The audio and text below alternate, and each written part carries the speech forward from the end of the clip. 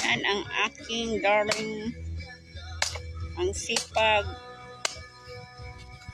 Ay, hindi ako matatamaan dyan sa kahoy na mo.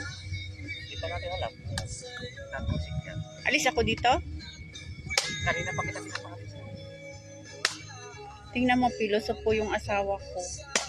Siya na nga ang dinaraw dito, siya pa ang nagsusungit. Pinapahalis kita kanina pa. O, diba? Ibig sabihin, may anting-anting ka, di ka tatablat. Yeah. Diba? Ang sungit. Kayo ang makaasawa ng ganyan. Pinupuntahan nyo pa dito sa farm. Dilahan mo pa ng merienda.